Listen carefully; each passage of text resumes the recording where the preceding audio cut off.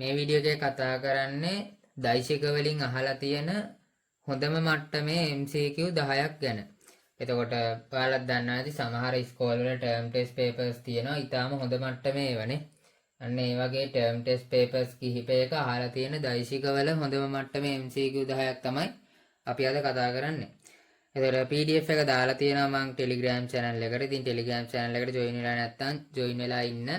ඒකේ ගොඩක් වැදගත් දේවල් එහෙමත් ඉස්සරහට වැටේ.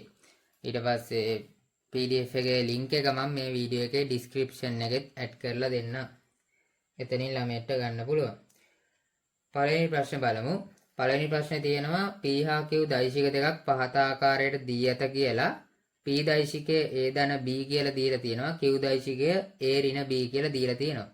ඊට පස්සේ මේගොල්ලෝ කියනවා P හා Q හි විශාලත්ව සමාන වෙනවා කියලා. ඒ කියන්නේ මොකක්ද? ඒ කියන්නේ නොකියා කියලා තියෙන ඉතින් P හා Q හි විශාලත්ව සමානයි කියන්නේ අර A දෛශිකයට B දෛශිකය එකතු කරාම එන එකයි A දෛශිකයෙන් B දෛශිකය අඩු කරාම එන එකයි සමානයි කියන එකනේ. ඒ දෛශික දෙක එකතුව දෛශික දෙක අන්තරයට සමානයි නම් ඔයගොල්ලෝ දන්නවා මේ දෛශික දෙක අතර කෝණය කීයද? අංශක 90යි. ඒ දෛශික දෙක අතර කෝණය අංශක 90යි. අපි ඒවා ක්ලාස් එකේ වෙනම කතා කරලා තියෙන දේවල් දෛශික උගන්වද්දි. ඒතර උත්තරේ එන්නේ අංශක 90යි. අංශක 90යි කියන්නේ 5 බෙදීම 2යි. 5 බෙදීම 2යි. යටින් ඉස්කෝලේ දාලා තියෙනවා මොන පාසලේද මේ ප්‍රශ්නේ අහලා තියෙන්නේ කියලා. දෙවෙනි ප්‍රශ්නෙට අපි යන්. දෙවෙනි ප්‍රශ්නේ තියෙනවා දෛශික දෙකක් රූපයේ පරිදි ජ්‍යාමිතිකව නිරූපණය කර ඇතලු මෙම දෛශික දෙක සම්බන්ධව ප්‍රකාශ තුනක් දීලා තියෙනවා. ඒ ප්‍රකාශ වලින් අසත්‍ය ප්‍රකාශය අහන්න. ඉතින් ඔහොම ප්‍රකාශ ප්‍රශ්නයක් බලද්දි මුලින්ම බලන්න අසත්‍යකද අහන්නේ සත්‍යකද කියලා. සමහරලාට දක්ෂ ළමයි කලබලයට වරද්ද ගන්නවා. අසත්‍යක වෙනකොට සත්‍යව ගහලා එනවා. ABC ප්‍රකාශ තුන බලමු. ඒ ප්‍රකාශයේ තියෙනවා දෛශික දෙක අතර කෝණය θ වේ කියලා. වැරදීනේ. අපි දන්නවා දෛශික දෙක අතර කෝණය නෙමෙයි නේ θ. දැන් බලන්න එතන රූප සටහනේ මෙන්න මෙහෙම රූප සටහනක් දීලා තියෙන්නේ. මෙන්න මෙහෙම y z තියෙනවා. ඊට පස්සේ මේ පැත්තේ x තියෙනවා. එතකොට මෙතන තියෙන දෛශිකයේ දීලා තියෙන ඒගොල්ල 7 නිව්ටන් කියලා. ඒ කියන්නේ බලයක්. බලය කියන්නේ දෛශිකයක්නේ. ඊට පස්සේ මෙතන තියෙන දෛශිකයේ බලයක් නෙමෙයි මේක ප්‍රවේගයක්. ප්‍රවේගය කියන්නේත් ඕගොල්ලෝ දන්නවා දෛශිකයක්. එතකොට මේ නිරූපණය කරලා තියෙන්නේ සමජාතීය දෛශික නෙවෙයිනේ. මෙයා බලයක් මෙයා ප්‍රවේගයක්. බලමු මොනවද අහන්නේ කියලා. පළවෙනි ප්‍රකාශය කියනවා දෛශික අතර කෝණය θ. මෙතන කෝණය θ කියලා දීලා තියෙන්නේ. ඉතින් අපි කතා කරලා තිනවා පළවෙනි පාඩමේ දෛශික කතා කරද්දී දෛශික දෙකක් අතර කෝණය කියන්නේ ඒ දෛශික දෙක එකට එළියට යන්න ඕනේ. එක්ක එතනින් එහෙම නැත්නම් ඒ ලක්ෂයේ වෙතට එන්න ඕනේ. දැන් මේ ලක්ෂය ඇල්ලුවාම මේ දෛශිකය මෙතනින් එළියට යන්නේ. මෙයා එළියට නෙමෙයි යන්නේ. මෙයා ඇතුළට එන්නේ. එතකොට එතන කෝණය වෙන්නේ නැහැ. ඉතින් අපිට පුළුවන් මේ දෛශිකය මෙහෙම පිටිපස්සට දික් කරගන්න. ඊතලය ওই පැත්තටම දාගත්තාම දැන් මෙතන නිව්ටන් 7 මට ඕන නම් මෙතනින් අඳින්න පුළුවන්. දෛශිකයේ විශාලත්වයට බලපෑමක් නොකර ඊට පස්සේ දිශාවට බලපෑමක් නොකර ඒ විදිහට මෙතනින් ගෙනල්ලා තියන්න පුළුවන්. මෙතනින් ගෙනල්ලා තියන්න පුළුවන්. මොකද අපි කතා කරන්නේ උසස් පෙළට එහා මෙහා ගෙනියන්න පුළුවන් දෛශික. දැන් එහෙම බැරි ඒවාක් තියෙනවා. මැත්ස් කරනවා නම් දන්නවා ඇති වචන එහෙම අහලා ඇති. ඒවා ඉතින් අපේ උසස් පෙළ සීමාවෙදී නෑ. ඒක නිසා අපිට දිශාවට බලපෑමක් කිසි දෙයක් නොකර දෛශිකයක් කැමති තැනකින් අඳින්න පුළුවන්. එතකොට මෙතනින් ඇඳුත් මම 7 නිව්ටන් එක මේක මට ඕනනම් මකලා දාන්නත් පුළුවන්. එතකොට මෙතන තමයි දෛශික අතර කෝණය වෙන්නේ. දැන් මේ කෝණය වෙන්නේ කීයද? 180 ඍණ θ නේ. සමස්තයේ සරල රේඛාවේ කෝණය 180 නිසා මේක 180 ඍණ θ. එතකොට මෙතන ලක්ෂය දැන් බලන්න. මේ පැත්තෙන් ගත්තාම මේ ලක්ෂයේ වෙතට මෙයා එනවා. මෙයත් ඒ ලක්ෂයේ වෙතට එනවා. ඉතින් දෛශික අතර කෝණය කියන්නේ දෙන්නෙක් ඒ දෛශික දෙක එකම ලක්ෂයකට එනකොට තියෙන කෝණය. ඉතින් ඒක 180 ඍණ θ වෙන්නේ. ඒගොල්ලෝ කියලා තියෙන එක වැරදි. පළවෙනි ප්‍රකාශය වැරදි. දෙවෙනි ප්‍රකාශය කියනවා θ 180 විට දෛශික දෙක සමාන වේ කියලා. බලමු.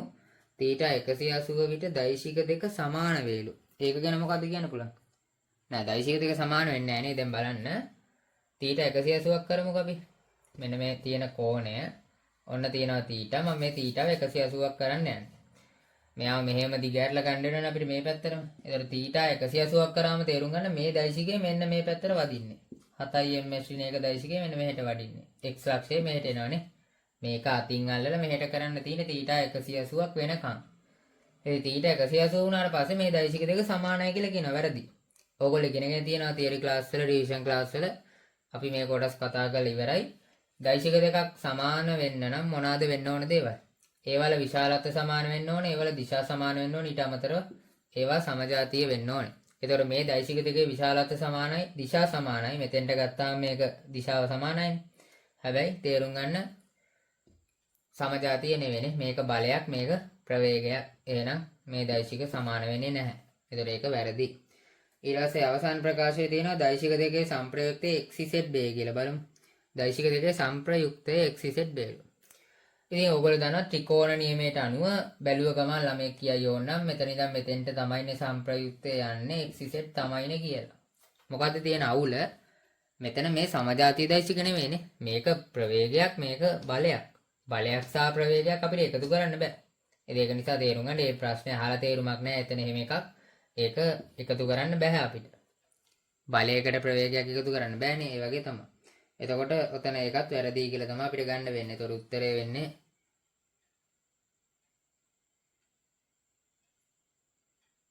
පළවෙනි ප්‍රකාශය වැරදි නේ. පළවෙනි ප්‍රකාශය වැරදි. දෛශික දෙක අතර කෝණය θ නෙවෙයි. දෙවෙනි ප්‍රකාශය ගත්තාම ඒකත් වැරදි. තුන්වෙනි ප්‍රකාශය ගත්තාම ඒකත් වැරදි. එතකොට උත්තරේ වෙන්නේ සියල්ලම වැරදි කියන එක උත්තරේ 5. අපි තුන්වෙනි ප්‍රශ්නෙට යන්. තුන්වෙනි ප්‍රශ්නේ ගත්තොත් ලක්ෂයක් මත ක්‍රියා කරන දෛශික රාශි දෙකක විශාලත්වවල එකතුව 16ක්ලු. දෛශික දෙකේ සංප්‍රයුක්තයේ විශාලත්වය ඒකක 8ක් කියලා දීලා තියෙනවා. කුඩා දෛශික රාශියට ලම්බකයිලු සංප්‍රයුක්තයනේ. සංප්‍රයුක්තයේ කුඩා දෛශික රාශියට ලම්බකයි කියලාත් කියලා තියෙනවා. දෛශික රාශි දෙකේ විශාලත්වය අහනවා. ඉතින් රූපයක් ඇඳගෙන යන්නත් පුළුවන්. රූපයක් ඇඳගත්තොත් ඉතින් පැහැදිලි නිසා මම කතාව විස්තර කරද්දි කටුවට රූපයක් ඇඳලා පෙන්නන්නම්. දැන් මොකද්ද මේගොල්ලෝ කියන්නේ? දෛශික රාශි දෙක විශාලත්වවල එකතු 16ක්ලු. ඒ කියන්නේ මම ගන්නම්කෝ දෛශික දෙක xy කියලා. එතකොට x සහ y කියන දෛශික දෙකේ විශාලත්වවල එකතුව 16ක්. අපිට ඕන විශාලත්වය කියන එක අඟවන්න මාපාංක දාන්න පුළුවන් නේ. මාපාංක දානවා. එහෙම දාගන්න පුළුවන්. විශාලත්ව 16ක්. දෛශික රාශි දෙකේ සංප්‍රයුක්තයේ විශාලත්වය ඒකක 8ක්. සංප්‍රයුක්තයේ විශාලත්වය ඒකක 8යිලු. හැබැයි ඊට පස්සේ ඒත් එක්කම කියනවා මේ සංප්‍රයුක්තයේ කුඩා දෛශිකයට ලම්බකයිලු. ඒ කියන්නේ මෙන්න මේ වගේ අවස්ථාවක්. මෙහෙම තියෙනවා නම් කුඩා දෛශිකය මම ගන්නම්කෝ කුඩා දෛශිකය x කියලා. x ඔහොම තියෙනවා නම් සංප්‍රයුක්තයේ මේකට ලම්බකයි කියලා කියනවා. ඉතින් තේරුම් ගන්න සංප්‍රයුක්තයේ මේ වගේ යනවා නම් එතකොටනේ ලම්බක වෙන්නේ. ඉතින් සංප්‍රයුක්තයේ මේ වගේ යනවා නම් අනිවාර්යයෙන්ම y යන්න ඕනේ මෙහෙන්නේ. y යන්න ඕනේ මෙහෙ. මොකද ඕගොල්ලෝ ඉගෙනගෙන තියෙනවා සමාන්තර ආශ්‍ර නියමය. සමාන්තර ආශ්‍ර නියමයට අනුව මේ දෙන්නවා මෙහෙම ඇඳගත්තොත් සමාන්තර ආශ්‍රයේ විකර්ණයෙන් තමයි සංප්‍රයුක්තය පෙන්වන්නේ. ඒතර මේ වගේ සමාන්තර ආශ්‍රයක් අපිට ගන්න පුළුවන් නේ ඔන්න ඔක තමයි කියන්නේ. ඉතින් මේ සංප්‍රයුක්තය ගැන අදහසක් කියනවා. සංප්‍රයුක්තය කීයද ඒගොල්ලෝ කියන්නේ? මේ සංප්‍රයුක්තය 8යිලු.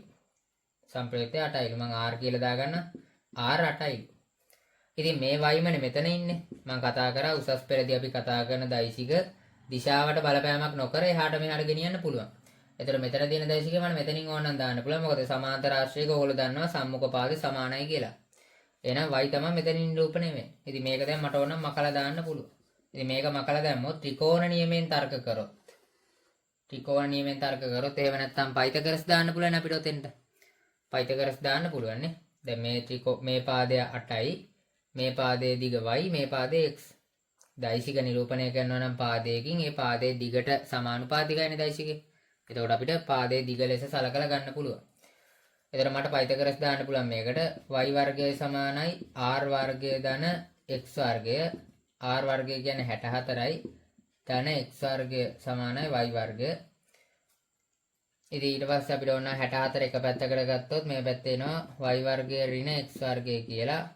වර්ග දෙකක අන්තරය y ඍණ x වතාවක් y ධන x 64යි. ඉතින් මෙතන තියෙනවා x ධන y. x ධන y කියන්නේ 16යි. එහෙනම් මේක 16යි. y ඍණ x වතාවක් 16 මේ පැත්තේ 64. 16 වරක් 4 64යි. මෙතනින් මට එනවා y ඍණ x සමානයි 4යි කියලා. ඉතින් x ධන y කියන්නේ 16යි නම් y ඍණ x කියන්නේ 4යි නම් මට මේක 1 කියලා ගන්න පුළුවන්.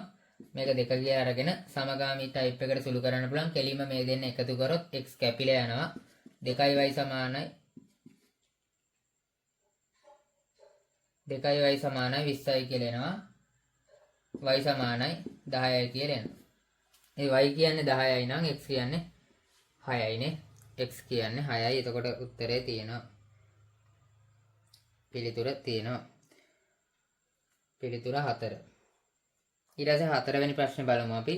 4 වෙනි ප්‍රශ්නේ තියෙනවා පෙන්වා ඇති සටහනේ A කියන දෛශිකය 12 මීටර්ලු B කියන දෛශිකය 8 මීටර්ලු A ධන B හි x සංරචකය වන්නේ පහත කුමක්ද කියලා අහනවා.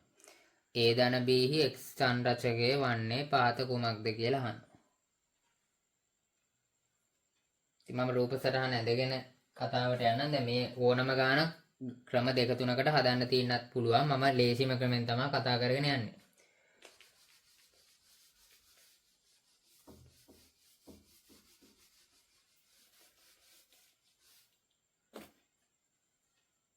ඊට පස්සේ තියෙන ගාන ගත්තොත් දැන් ඒගොල්ලෝ අපිට කියන්නේ x ධන a ධන b හි x සංරචකය අහන්නේ. a ධන b හි x සංරචකය අහන්නේ. බලන්න රූප සරහනේ දීලා තිනවා ඛණ්ඩාංක අක්ෂතලයක් දීලා තියෙන ඇත්තටම xi අක්ෂ පද්ධතියක් දීලා තිනවා.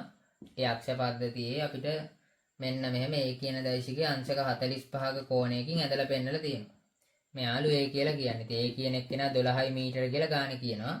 ඊට පස්සේ එතනින් අංශක 60ක් මෙහෙට B කියන එක්කෙනා ඉන්නවා. B කියන එක්කෙනා 8 මීටර කියලා අපිට ගාන කියනවා. x ධන y. sorry a ධන b. ඉතින් ඔයගොල්ලෝ දන්නවා ත්‍රිකෝණ නියමයට අනුව මේ දෙන්නාගේ එකතුව කියන්නේ මෙන්න මේ වගේ තැනකින් යන කෙනෙක් නේ. ඔය වගේ තැනකින් යන කෙනෙක් තමයි a දෛශිකයේ ධන b දෛශිකය කියලා කියන්නේ. ඕක නෙමෙයි හැබැයි අපෙන් අහන්නේ මොකද්ද? ඔන්න මෙන්න මෙයාගේ x සංරචකය. ඒ කියන්නේ මෙයාගෙත් මේ පැත්තට විභේදනය වෙන එක විතරයි අහන්නේ. අනිත් පැත්තට විභේදනය වෙන එක අහන්නේ නැහැ. ඒතර මෙයාගේ මේ පැත්තට විභේදනය වෙන එක තමයි අපිට ඕනේ. ඉතින් අපිට පුළුවන් මේ දෛශික දෙක එක තැනකින් ඇඳ ගන්න. මම කියවනේ කලිනුත් අපි කතා කරන දෛශික අපිට ඕන තැනකට ගෙනියන්න පුළුවන්. දිශාවට බලපෑමක් නොකර. එතකොට මම ඒක ලක්ෂ්‍ය කරලා ඇඳ ගන්නම්. A කියන දෛශිකයේ තියෙන මෙහෙමනේ. ඊට පස්සේ එතනින් අඳිනවා B කියන දෛශිකය මෙන්න මෙහෙම. බලන්න තිරස් පැත්ත ගත්තාම A කියන දෛශිකයේ තියෙන 45ක කෝණයක් ආනතව B කියන එක්කෙනා තියෙන මෙතන 60ක ආනතව කියලා දීලා තියෙනවා. එතකොට මෙතෙන්ට තමයි 60 සෙට් වෙන්නේ. ඉතින් දැන් ඕගොල්ලන්ට පුළුවන් දෛශික විභේදන දැනුම පාවිච්චි කරලා. දෛශික විභේදන දැනුම පාවිච්චි කරලා ඔය පල්ලෙහා මං දාගත්ත එක විභේදනය කරගන්න නේ. දැන් මෙයාගේ විභේදනය කරගත්තොත් මේ අගයන් දීලා තියෙනවා. A කියන්නේ 12 මීටර කියලා. ඊට පස්සේ මෙයා 8 මීටර කියලා. එතකොට 12යි cos 45 12යි cos 45 කියන්නේ 12 බෙදීම මූල දෙකනේ. ඊට පස්සේ 8යි cos 60 cos 60 කියන්නේ භාගයයි. ඒ කියන්නේ 4යි. මේක 4ක් කියලා එන්නේ. 4ක් කියලා එන්නේ. ඊට පස්සේ මේ පැත්තට විභේදනය ගත්තොත් මෙයාගේ විභේදනය 12යි sin 45 ඒ කියන්නේ 12යි මූල දෙකම තමයි. 12 බෙදීම මූල දෙක. ඊට පස්සේ මෙයාගේ විභේදනය ගත්තොත් පල්ලෙහාට 8යි sin 60 sin 60 කියන්නේ මූල 3 බෙදීම 2යි. එතකොට 4යි මූල 3යි කියලා අපිට සෙට් වෙන්නේ. 4යි මූල 3යි කියලා අපිට සෙට් වෙන්නේ. ඉතින් මේ පැත්ත වැඩක් නැහැනේ. ගානේ අපෙන් අහන්නේ x සංරචකයක් ගැන. x සංරචකයක් ගැන තමයි අහන්නේ. දැන් මට ආපු පද්ධතිය ගත්තොත් මෙන්න මෙහෙම එකක් නේ බලන්න. 12යි මූල 3 12 බෙදීම මූල 2 මේ පැත්තේ 4යි මූල 3 කියලා ඇවිල්ලා තියෙනවා. ඒතර මේවා සුළු කරගෙන ළමෙක්ට යන්නත් පුළුවන් ඕන. එහෙම නැත්නම් අපිට පුළුවන් දැන් අපේ මේගොල්ලෝ අහන්නේ x සංරචකයේ විතරක් නිසා ඇත්තටම ඔගේ y ගැන වද වෙන්න දෙයක් නෑ අපිටනේ. x පැත්ත විතරක් අහන නිසා අපිට y ගැන ලොකුවට වද වෙන්න දෙයක් මේකේ නැහැ. එතකොට මම ඒ නිසා x පැත්ත පොඩ්ඩක් තියලා y ගැන හිතන්න ගන්නවා. මෙයානේ දැන් මේ y පැත්ත පොඩ්ඩක් තියලා x පැත්ත හිතන්න ගන්නවා. මොකද අපෙන් අහන්නේ x සංරචකයක් නිසා. එතකොට x සංරචක පැත්ත ගත්තාම මෙතන a ඉන්නවා මෙතන b ඉන්නවා. දැන් මේ දෙන්නාගේ සංප්‍රයුක්තය වෙන්නේ දැන් බලන්න. මම මෙතනින් අඳගත්තොත් උඩට තියෙනවා 12 බෙදීම මූල 2ක් ඍණ 4යි මූල 3. ඊට පස්සේ මේ පැත්තට තියෙනවා කොච්චරද? 12 බෙදීම මූල 2 ධන 4ක්. ඉතින් මේ දෙන්නගේ සංප්‍රයුක්තය මොකද්ද? මේ දෙන්නගේ සංප්‍රයුක්තය කියන්නේ a ධන b. a ධන b. ගානේ අපෙන් අහන්නේ a ධන b ගේ x සංරචකය. ඉතින් a ධන b ගේ x සංරචකය කියන්නේ මෙන්න මෙයා.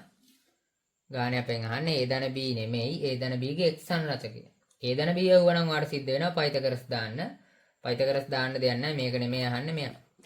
ඉතින් මේක සුළු කරගන්නයි තියෙන්නේ. එතකොට උත්තරේ මූල දෙක කියන්නේ මම ක්ලාස් එකෙත් කියලා දිනවා මතක තියාගන්න 1.4 1.4 මූල දෙක කියලා කියන්නේ. මූල 3 කියලා කියන්නේ 1.7යි 3යි 2. ඒවා නිතර පාවිච්චි වෙන දේවල්. ඒක නිසා පුළුවන් නම් මතක තියාගන්න බලන්න. ඒවා නිතර පේපර්ස් වල එහෙම තියෙනවා ගොඩක් වෙලාවට. එහෙම නැත්නම් ඔය ඕගොල්ලන්ට A level දවසේදී දෙන ලඝු ගණක පොතේත් ඒවා තියෙනවා පිටිපස්සේ පෙරලලා බලන්න පුළුවන්. ඔය මූලාගයන් තියෙනවා වර්ග මූලාගයන් තියෙනවා. අපි ඊළඟ ප්‍රශ්නට යන්. එතකොට ඒකේ උත්තරේ සුළු කරගන්න පුළුවන් නේ ඔයගොල්ලන්ට. ආසන්න 12 බෙදන්න බෙදලා බලන්න 4ට එකතු කරලා මොකක්ද එන්නේ කියලා. ඊට පස්සේ පස්වෙනි ප්‍රශ්න ගත්තොත් පහත දැක්වෙන දෛශික දෙක අතර අන්තරය මොකක්ද කියලා යහන්නේ. පස්වෙනි ප්‍රශ්නෙට අපි යන් අන්තරය අඩු කිරීම අහන. ඉතින් ඔයගොල්ලෝ දන්නවා ඔයගොල්ලෝ දෛශික අඩු කරන්න දන්නේ නැහනේ. දෛශික සංප්‍රයුක්තයක් හොයන්න දන්නා වුණාට අඩු කරන්න දන්නේ නැහැ. ඉතින් අපිට මොකද්ද කරන්න පුළුවන් මෙතන? අපිට ඕන නම් දිශාව මාරු කරලා එකතු කරන්න පුළුවන්. දිශාව මාරු කරලා එකතු කරන්න පුළුවන්. බලමු අපි රූප සටහන දීලා මෙන්න මෙහෙම දීලා තිනවා 4යි a දෛශිකයක් අංශක මේ පැත්තට තියෙනවා 8යි a දෛශිකයක්. මෙතන අංශක 120ක කෝණයක්. අන්න ඔහම තමයි. ඔහම තමයි මේ අවස්ථාව තියෙන්නේ. ඉතින් ඔයගොල්ලෝ දන්නවා මෙතන සමාන්තර ආශ්‍රයව කම්ප්ලීට් කරගත්තොත් මේ සමාන්තර ආශ්‍රය මේ මැදින් යන විකර්ණයෙන් පෙන්වන්නේ මේ දෙන්නගේ එකතුව. හැබැයි ගාණය අහන්නේ ඒක නෙමෙයි ගාණය අහන්නේ අන්තරය. ඉතින් අන්තරය පෙන්වන්නේ මේ අනිත් විකර්ණයෙන් කියලා අපි ක්ලාස් එක කතා කරලා තියෙනවා. ක්ලාස් එකේ කතා කරලා තියෙනවානේ. අනිත් විකර්ණයේ විශාලත්වයෙන් තමයි අන්තරය පෙන්වන්නේ. ඒතර ඒක හොයාගත්තා නම් හරියට ඒක හොයාගන්න ඔය විදිහට තර්ක කරලා ළමයෙක්ට යන්නත් පුළුවන් මොකක් හරි කරලා. එහෙම නැත්නම් අපිට පුළුවන් මේ දෛශික දෙක වෙන වෙනම ගලවලා පොඩ්ඩක් හිතන්න. එහෙම යන එක ලේසි මං හිතන්නේ මෙතනදී. දැන් මෙතන කෝණය අතරම 60යිනේ.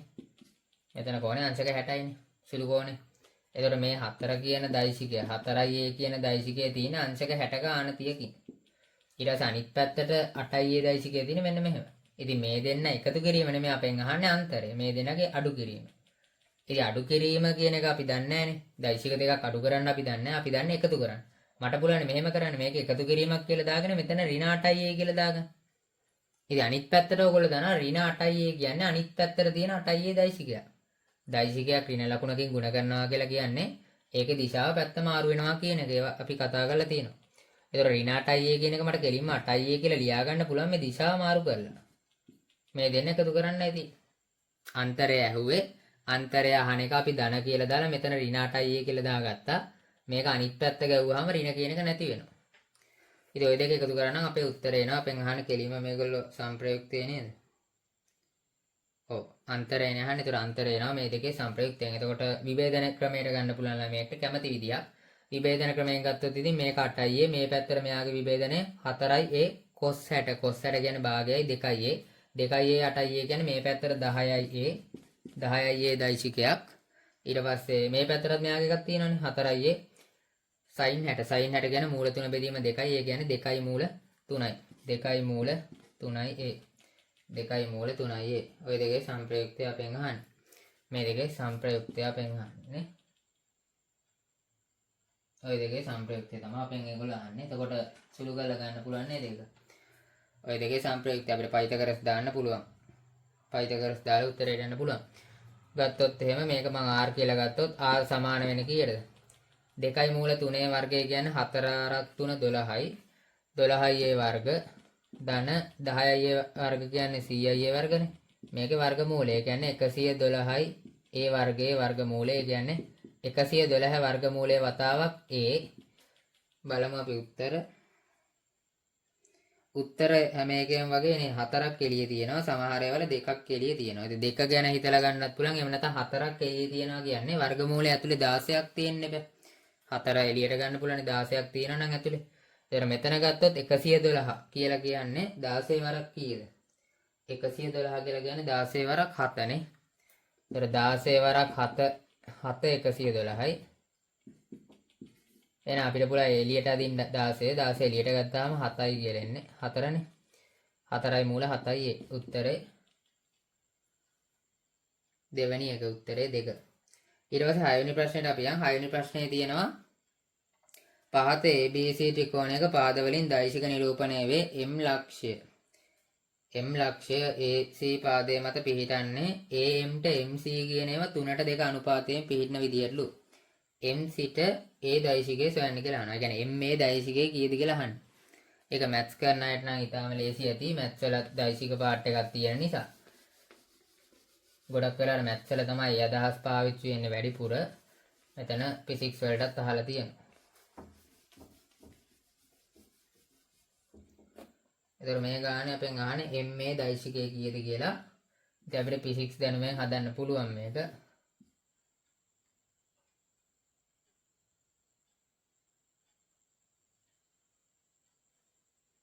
ඉතින් මේගොල්ලෝ දීලා තියෙන පාද ගත්තොත් මේ පැත්ත 3යි A දෛශිකයක්, මේ පැත්ත 2යි B දෛශිකයක් කියලා තමයි දීලා තියෙන. මෙන්න මෙහෙම දිශා දාලා. මෙන්න මෙතන M තියෙනවා. මෙතන A තියෙනවා, මෙතන B තියෙනවා, මෙතන C තියෙනවා. MA දෛශිකය අහනවා. MA දෛශිකය අහනවා. ඉතින් මේගොල්ලෝ කියනවා මේක තියෙන 3:2 අනුපාතයෙන්නුනේ. 3:2 අනුපාතයෙන්ු තියෙන ওই දුරවල. ඉතින් මේ MA කියන්නේ කීයද? මේ සම්පූර්ණ එක 5යි නම් 3යි 2යි 5යිනේ. සම්පූර්ණ එක 5යි නම් MA කියන්නේ 3යිනේ. විශාලත්වය 3යි. දිශාව හිතන්න ඕනේ දැනට. සම්පූර්ණ දිග 5යි නම් මේ MA කියන්නේ 3යි. හැබැයි සම්පූර්ණ දිග 5 නෙමෙයිනේ. අපි දන්නේ නැහැ කීයද කියලා. ඒක අපිට හොයන්න වෙනවනේ. ඒතර සම්පූර්ණ මේ දෛශිකය කීයද කියලා හොයාගත්තා නම් වාට MA දෛශිකය හොයාගන්න පුළුවන්. MA දෛශිකය හොයාගන්න පුළුවන්. එතකොට තේරුම් ගන්න MA කියලා කියන්නේ CA ගෙන්. MA කියන්නේ මේ පැත්තනේ දිශාව. ඒතර MA කියලා කියන්නේ CA කියන දෛශිකයෙන් කියන දෛශිකයෙන් 5න් 3ක් නේ. සම්පූර්ණ එක 5ක් වුණොත් 3ක් මෙයා. මොකෙන්ද ඒ CA කියන දෛශිකය.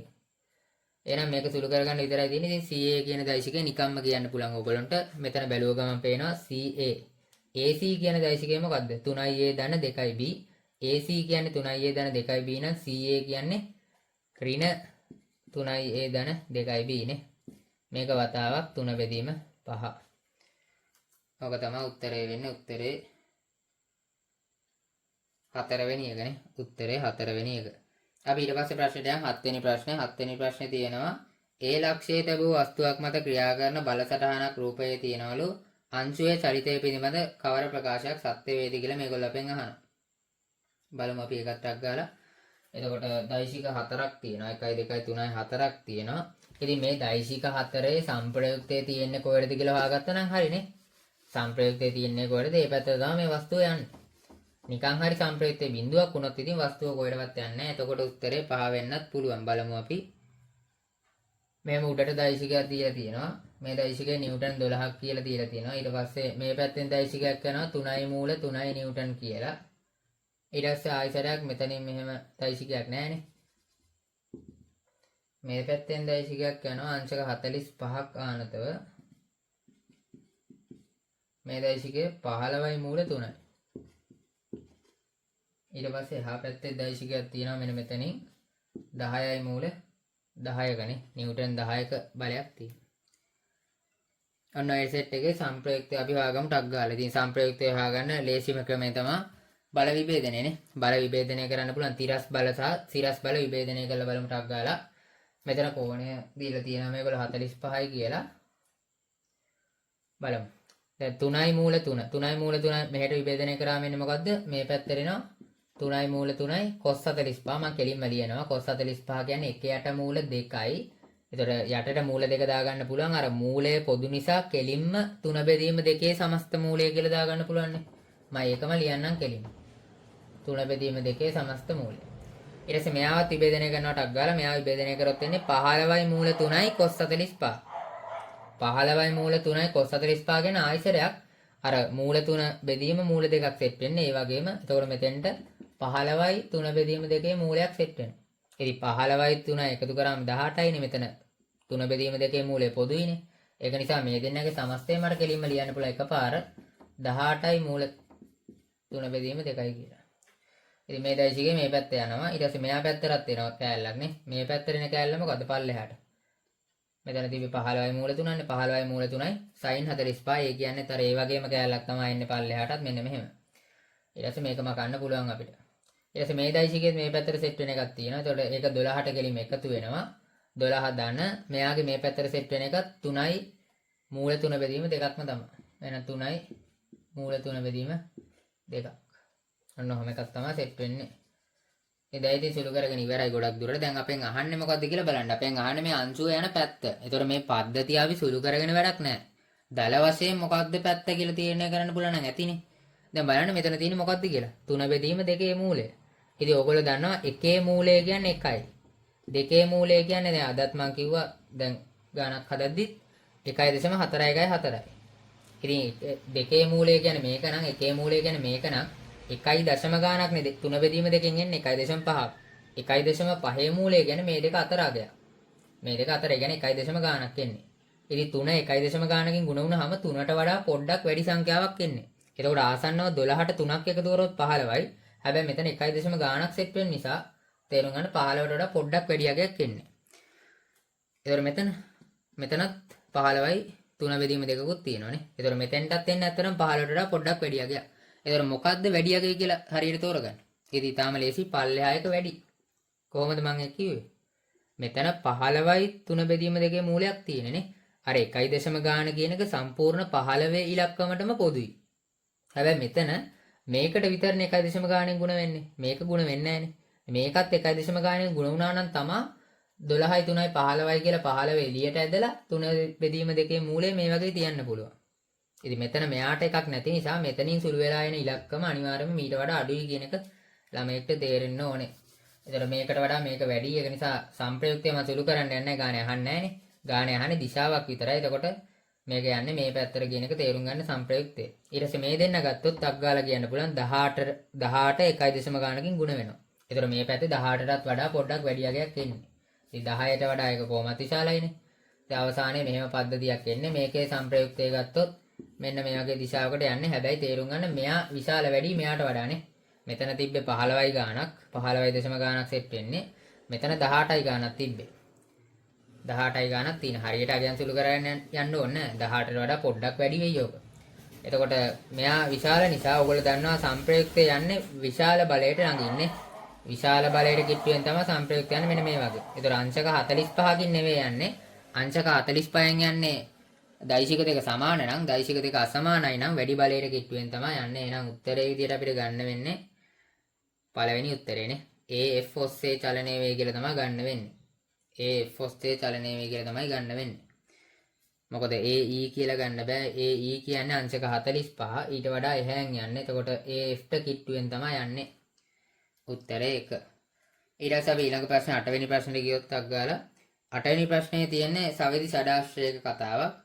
ABCD EF සවිදි ෂඩාශ්‍රයක DE පාදය B දෛශිකය නිරූපණය කරනවලු BE පාදයෙන් 2A දෛශිකය නිරූපණය කරනවලු EF මගින් දක්වන දෛශිකය කීයද කියලා අහනවා. ඊටාම ලේසි ප්‍රශ්නයක්. සවිදි ෂඩාශ්‍රය පොඩි කාලෙත් තියෙන්නේ නැති. පොඩි කාලේ මැත්ස් වලට එහෙම ඔය රූප සරහන් අපි ඇඳලත් ඇතිනේ. එතකොට දැන් සවිදි ෂඩාශ්‍රයක් දීලා තියෙන රූපේ. ඉතින් මේ සවිදි ෂඩාශ්‍රයේ මෙන්න මේ මැදින් යන පාදයේ නිරූපණය කරන දෛශිකය 2Aලු. 2Aලු. ඕනනම් උඩින් ඊතලයක් ගහන්නත් පුළුවන් නැත්නම් පල්ලෙහාන් ඉරක් ගහගමුකෝ. 2A දෛශිකය. A B C D E F කියලා පාද ටික දීලා තියෙනවා. අපෙන් අහන්නේ මොකද්ද මේගොල්ලෝ? EF මගින් දක්වන දෛශිකය. මේ පාදයෙන් පෙන්නන දෛශිකය අහන්නේ. මෙතනින් පෙන්නන එක්කෙනා කීයද කියලා අහන්නේ. මීට අමතරව ගාන දීලා දෙනවා මෙන්න මේ පාදයෙන් පෙන්නන B දෛශිකය කියලා. ඉතින් ඕගොල්ලෝ දන්නවා මේක සවිදි ෂඩාශ්‍රයක් නිසා මෙතනින් 2A නම් පෙන්නන්නේ මේ පාදයකින් පෙන්නන්නේ ඒ දෛශිකය. පාදයකින් පෙන්නන්නේ ඒ දෛශිකය. යන්නේ ඕනනම් අපිට හදලා බලන්නත් පුළුවන්. ඉතින් අපි ඕවා පොඩි කාලේ කතා කරන දේවල්. එතකොට මේ පාදයකින් පෙන්නන්නේ මේකෙන් හරියටම භාගයක්. මේ පාදයේ විශාලත්වය කියලා කියන්නේ මේ පාදයේ විශාලත්වය වගේ දෙගුණයක්. එතකොට දැන් ඒක ඕනනම් හදලා බලන්නත් පුළුවන් කෝණ මාක් කරගෙන. එහෙම නැත්නම් සවිදි ෂඩාශ්‍රයක්නේ. සවිදි ෂඩාශ්‍රයක මෙන්න මේම හරියටම ත්‍රිකෝණ ටික සෙට් කරාම මේ ත්‍රිකෝණ සමපාද ත්‍රිකෝණ. ත්‍රිකෝණ 6ක් සෙට් වෙනවනේ උතන. ওই ත්‍රිකෝණ 6ම සමපාද ත්‍රිකෝණ. ඒතර හැම එකකම පාද සමාන වෙන්න ඕනේ. ඉතින් පාද සමානයි නම් මෙතන මෙතන පාදය එකතු කරාම 2A නම් නිරූපණය කරේ මේ තනි පාදයක් නිසා ඒකෙන් භාගයක දෛශිකයක් තමයි නිරූපණය වෙන්නේ. ඒ දෛශිකය. ඉතින් ගාන හදලා ඉවරයි. ඒ දෛශිකයක් තමයි නිරූපණය වෙන්නේ. අපෙන් අහන්නේ මේක. හැබැයි අපි මේක හොයාගත්තා. ඉතින් මේක දන්නවා කියන්නේ මෙතන එකක් දන්නවනේ. ඒකත් ඒ දෛශිකයක්ම තමයි. ඒකත් ඒ දෛශිකයක්ම තමයි නේ. ඉතින් මේ ඒ දෛශිකය මම අනිත් පැත්ත හැරෙව්වොත් මොකක්ද වෙන්නේ? ඍණ ඒ දෛශිකය. දිශාව අනිත් පැත්ත ගහුවොත් ඍණ ඒ එන්නේ. මේ පැත්තට ගහුවොත් ඍණ ඒ දෛශිකය. ඉතින් ඍණ ඒ දෛශිකය සහ B දෛශිකයේ සම්ප්‍රයුක්තය මොකද්ද? මෙතන සමාන්තර ආශ්‍රය කම්ප්ලීට් කරාම බලන්න. මේ සමාන්තර ආශ්‍රය කම්ප්ලීට් කරාම මෙන්න මේ සමාන්තර ආශ්‍රය මේ සමාන්තර ආශ්‍රයෙන් එනවා ඍණ A සහ B කියන දෛශිකයේ සම්ප්‍රයුක්තය කියන්නේ මෙන්න මේ විකර්ණය නේ. මෙන්න මේ විකර්ණය ඔස්සේ යන දෛශිකය. ඉතින් මේකම තමයි මෙතනත් තියෙන්නේ. මේ පාදයේ සමාන්තරයි. සමාන පාද. ඒක නිසා තේරුම් ගන්න මෙතනින් පෙන්වන එකම තමයි මෙතනිනුත් පෙන්වන්නේ. අර මම රූපේ හරියට කෝණ මාක් කරලා විදියට ඇඳේ නෑ. ඒකයි මේ සමාන්තර නෑ වගේ පේන්නේ. සමාන්තරයි කියන එක තේරුම් ගන්න. එතකොට මෙතනින් එන සම්ප්‍රයුක්තය කීයද? ඔයගොල්ලෝ කොහමද ඒක හොයන්නේ? මෙයාගේ සම්ප්‍රයුක්තයනේ ඉතින්. අපිට පුළුවන් B දෛශිකයට A දෛශිකය කෙලින්ම එකතු කරන්න. ඒ කියන්නේ B ඍණ A. B ඍණ A. ඔක තමයි සම්ප්‍රයුක්තය වෙන්නේ. දැන් එහෙම උත්තරයක් තියනවද බලන්න. තුන්වෙනි එක තමයි අපිට උත්තරේ විදියට ගන්න වෙන්නේ. ඊට පස්සේ අපි 9 වෙනි ප්‍රශ්නට යන 9 වෙනි ප්‍රශ්නය නම් ලේසි සාපේක්ෂවනේ. දෛශික දෙයක විශාලත්වයන් 5 හා 12 වේලු. ඉතින් ඕගොල්ලෝ දන්නවා දෛශික දෙයක විශාලත්වය 5 හා 12යි නම් ඒ දෛශික දෙක මගින් පෙන්වන්න පුළුවන් උපරිම සම්ප්‍රයුක්තයක් ලැබෙන්නේ ඒවා එකම දිශාවට ඉන්නකොට. එකම දිශාවට ඉන්නවා කියන්නේ කෙලින්ම එකතු වෙනවා 12 ධන 5 17යි. ඊට පස්සේ ඒ වලින් ගන්න පුළුවන් අවම සම්ප්‍රයුක්තයක් ලැබෙන්නේ ඒවා ප්‍රතිවිරුද්ධ දිශාවලට ඉන්නකොට. ප්‍රතිවිරුද්ධ දිශාවලට ඉඳිද්දි දෛශික අඩු වෙනවා සම්ප්‍රයුක්තය ගනිද්දි. එතකොට එන්නේ 7යි කියලා. ඉතින් තේරුම් ගන්න මේ 7 සහ 17 කියන අගයන් අතර තියෙන ඕනම අගයකට මේගොල්ලන්ට විහිදෙන්න පුළුවන්. හැබැයි ඊට වඩා අඩු අගයකට යන්නත් බෑ. 17ට වඩා වැඩි අගයක් ගන්නත් බෑ. ඒතකොට පැහැදිලිවම මේකේ පස්වෙනි උත්තරේ දිනවා 18යි කියලා. 18කට යන්න මේගොල්ලන්ට බෑ. උපරිම යන්න පුළුවන් 17ට, අවමේ යන්න පුළුවන් 7ට. හැබැයි මේකේ හරියට බැලුවොත් ළමෙක් මේකේ මේ දෙවෙනි උත්තරේ තියෙනවා මූල 13යි කියලා. එතන නිකම්ම 13 වෙන්න ඇති තියෙන්නේ නැත්තේ. එතන මේ පේපර් එකේ ඒගොල්ලෝ ටයිප් කරලා තියෙන්නේ මූල 13 කියලා. ඒතර මූල 13 වෙන්න බෑ. මොකද මූල 13 කියන්නේත් ඕගොල්ලෝ හොයලා බලන්න 7ට වඩා අඩු වගයක් එන්නේ. එතකොට දෙවෙනි උත්තරේටත් ලකුණු දෙන්න වෙනවා ඒ නිසා. ඊළඟට 10 වෙනි ප්‍රශ්නය බැලුවොත් පහත දෛශික පද්ධතිය සලකන්න කියලා දීලා දිනවා දෛශික පද්ධතියක්. එතකොට ඒ පද්ධතිය රූපය අපහැදිලි ඇති ලොකුවට මම ඒක නිසා ටක් ගාලා ඒක ඇඳලා පෙන්නන්නම්. රූපේ සටහනේ අර දෛශික මොනවද කියලා පැහැදිලිව බලා ගන්න බෑ මං හිතන්නේ. මෙන්න මෙහෙම පද්ධතියක් දීලා තින්නේ.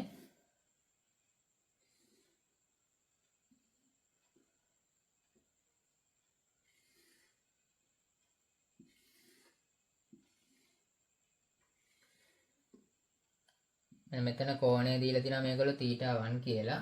මේ පැත්තේ කෝණය θ1 කියලාම දීලා තියෙනවා. මෙතන ඇතුලේ සමස්ත කෝණයක් θ1 කියලා දීලා තියෙනවා. අනෝම අවස්ථාවක් තමයි අපි රූපසරාණේ දීලා තියෙන්නේ. මේකෙන් F2 කියලා දෛශිකය නිරූපණය කරනවලු. මෙන්න මේ පාදයෙන් F3 කියලා දෛශිකය නිරූපණය කරනවලු. මෙන්න මේ පාදයෙන් F1 කියලා දෛශිකයක් නිරූපණය කරනවලු. ඕක තමයි අපේ රූපසරාණේ. ඊට පස්සේ අකුරු දාලා තියෙනවා මෙතන A, මෙතන C, මෙතන D, මෙතන R, මෙතන E, මෙතන D. ඕක තමයි අකුරු දාලා තියෙන්නේ. බලමු අපෙන් අහන ප්‍රශ්න මොනවාද කියලා. පළවෙනි ප්‍රශ්නය අහනවා ඒ කොටසේ F1 සහ F2 යගේ ඒ දෙන්න එකතු කරාම එන දෛශිකය නිරූපණය වෙන්නේ CA පාදයෙන්ලු. බලමු. F1 ඉන්නවා F2 ඉන්නවා. ඉතින් F1 සහ F2 එකතු කරාම එන්නේ මේ දෙක හරහා යන විකර්ණයේ පාදය තමයි. විකර්ණයේ පාදය තමයි. මෙතන ඉරගොත් තියෙනවා. මොකද්ද තියෙන අවුල? මේ දෙන්නාගේ එකතුව පෙන්වන්නේ මේ විකර්ණය. CR විකර්ණයෙන්නේ. මොකද මෙයා ඉන්න සහ මෙයා ඉන්න එකේ සමාන්තර රාශිය කම්ප්ලීට් කරලා බලන්න මේක එන්නේ. සමාන්තර රාශිය විදිය සෙට් වෙන්නේ මේක. එතකොට මේ විකර්ණයෙන් තමයි ඒක පෙන්වන්නේ. CR ගෙන් තමයි පෙන්වන්නේ. ඒක නිසා මේගොල්ලෝ කියන එක වැරදි. B ප්‍රකාශය ගත්තොත් B ප්‍රකාශයේ තියෙනවා F1 ධන F2 යගේ CR මගින් නිරූපණය කරා ඒක හරිනේ. ඒක තමයි ඉතින් ආවේ. C ප්‍රකාශයේ තියෙනවා F1 ධන F3 යගේ DE මගින් නිරූපණය කරා කියලා. F1 මෙතන ඉන්නවා F3 මෙතන ඉන්නවා. ඉතින් මේ දෙන්නාගේ යගේ නිරූපණය කරන්න මේ දෙන්න කම්ප්ලීට් කරන සමාන්තර රාශියේ විකර්ණය. මෙන්න මේකෙන්. ඒක කියන්නේ CE නේ. CE පාදයෙන් තමයි නිරූපණය කරන්නේ. ඉතින් ඒක නිසා ඒකත් වැරදි. ඒගොල්ලෝ කියන්නේ වෙන එකක්. ඒතර උත්තරේ විදිහට ගන්න වෙන්නේ B පමණයි කියන එක. උත්තරේ 2. ඉතින් මෙතන කතා කරේ දෛශික සම්බන්ධව ස්කූල් ටර්ම් ටෙස්ට් කිහිපයක දීලා තියෙන හොඳ ප්‍රශ්න ටිකක්. මීට වඩා ප්‍රශ්න ඕන තරම් තියෙනවා. හැබැයි සාමාන්‍යයෙන් හොඳ ලෙවල් එකේ ප්‍රශ්න ටිකක් තමයි දෛශික වලින් උසස් පෙළ අහන්න පුළුවන්. මේ අද වීඩියෝ එකෙන් කතා කරේ. ඉතින් ඉස්සරහටත් මේ වගේ අමාරු ප්‍රශ්න ගොඩක් මීටත් වඩා අමාරු ප්‍රශ්න ඕන තරම් තියෙනවානේ. දෛශික කියන්නේ සාමාන්‍යයෙන් සිලබස් එකේ තියෙන ලේසි පාර්ට් එකක්. එතනිනුත් අහන්න පුළුවන් හොඳම මට්ටමේ ටිකක් තමයි මේ තෝරගෙන කතා කරේ. එහෙනම් අපි අලුත් වීඩියෝ එකකින් හම්බෙමු. YouTube channel එක subscribe කරලා නැති යාළුවෙක් ඉන්නවනම් යාළුවන්ට කියන්න ෆිසික්ස් සම්බන්ධව ගොඩක් දේවල් ඉස්සරහටත් ඔයාලට channel එක හරහා ගන්න පුළුවන්. එහෙනම් හැමෝටම සුබ දවසක්.